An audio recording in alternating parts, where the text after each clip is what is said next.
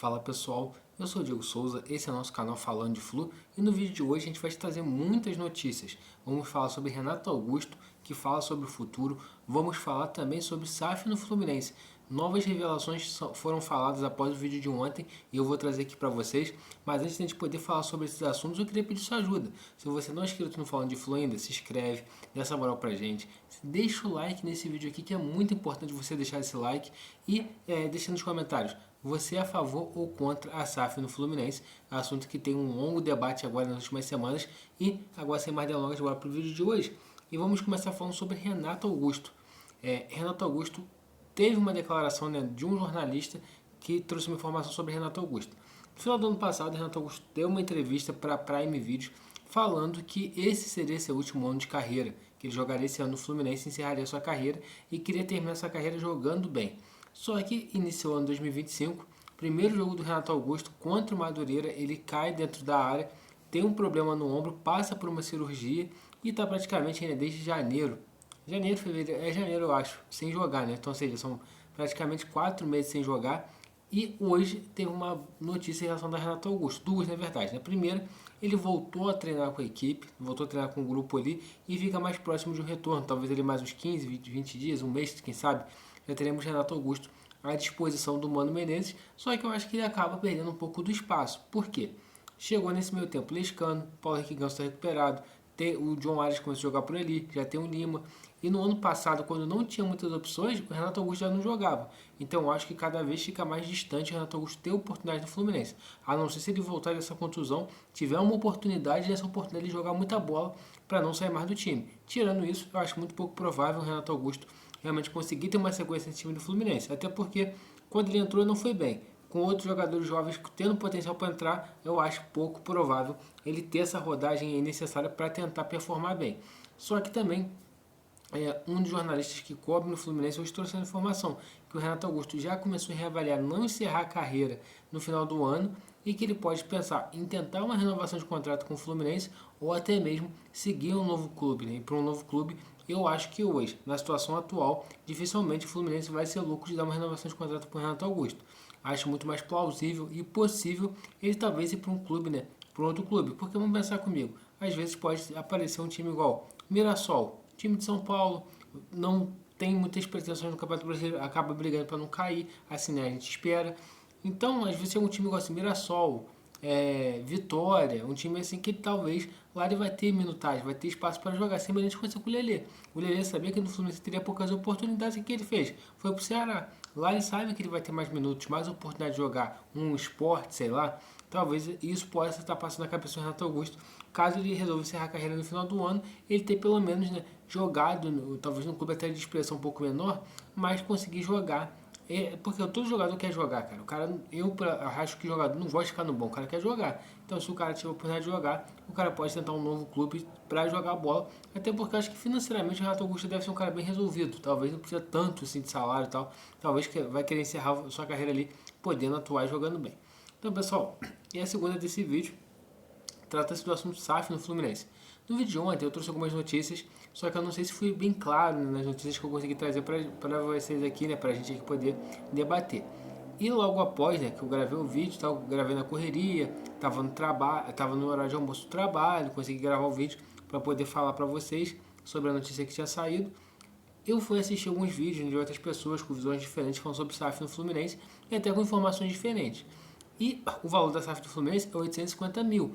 Não é que 850 milhões, não é que o investidor que a BTG Pactual está conseguindo trazer para o Fluminense vai pagar os 850 milhões. Eles vão pagar 500 milhões e por 60% dos direitos. Então, quando a gente faz a conta lá, 60% dos direitos corresponde ao total de 100%, 850 milhões. Então, o Fluminense não está vendendo 100% da SAF, 90%, está vendendo apenas 60%, pelo menos no documento que o Lauro Jardim teve acesso, né? Ou que alguém falou para ele, que alguém, a fonte que ele teve, trouxe para ele. Então, isso daí já é um ponto de atenção.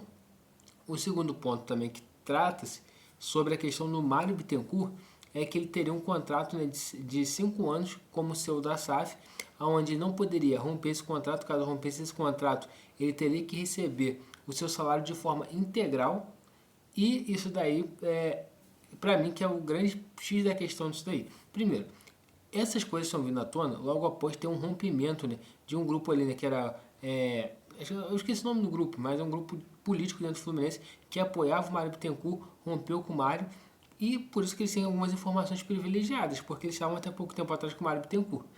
Ontem, após sair essa notícia que foi publicada, além de ter sido falado também de uma questão desse grupo de futebol, né, ia convidar o Mário para que ele pudesse dar declarações sobre o processo transparente da SAF e tudo mais.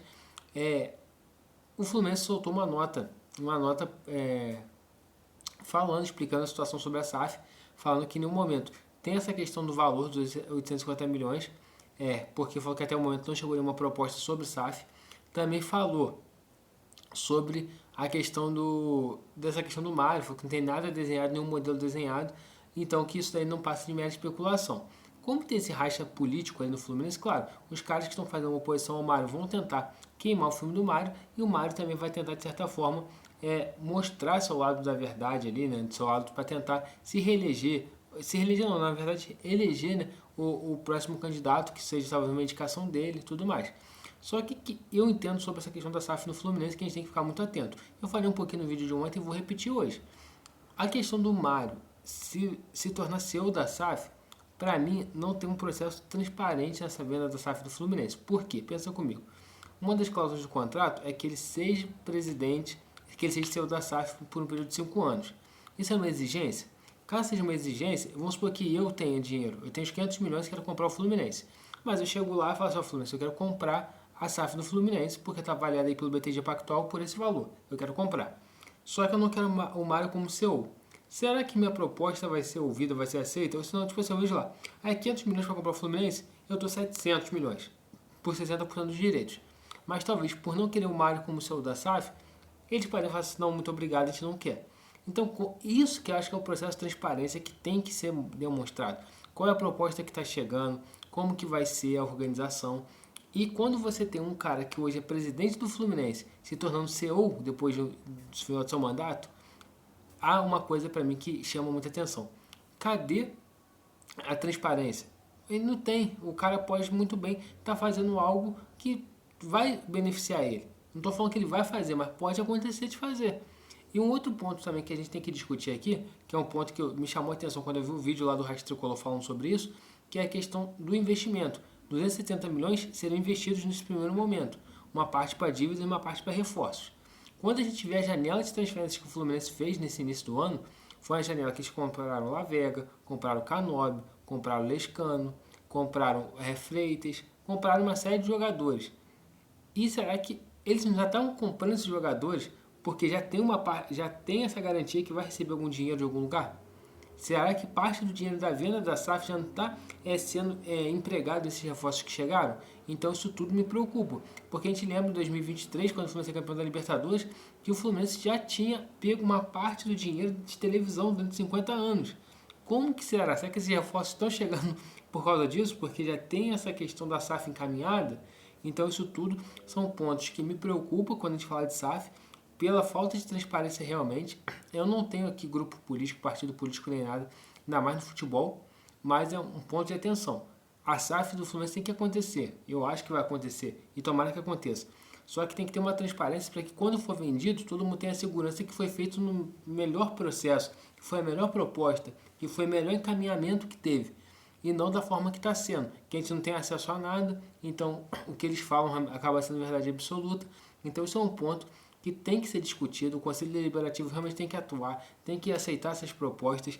E outro ponto também, por que a BTG Pactual foi escolhida como essa captadora? A gente não sabe se a BTG Pactual está recebendo algo mensal, se a BTG Pactual vai receber uma comissão da venda, a gente não sabe de nada. Então isso prejudica um pouco realmente a questão da transparência, que hoje esse grupo, né, um grupo que rachou com o Mário, está pedindo. Claro, eles têm os interesses políticos por trás disso, eles não estão fazendo isso de graça, mas no mínimo gera um ponto de atenção para a gente observar melhor essa questão de SAF, como que vai ser feito, porque tem que ter transparência no processo.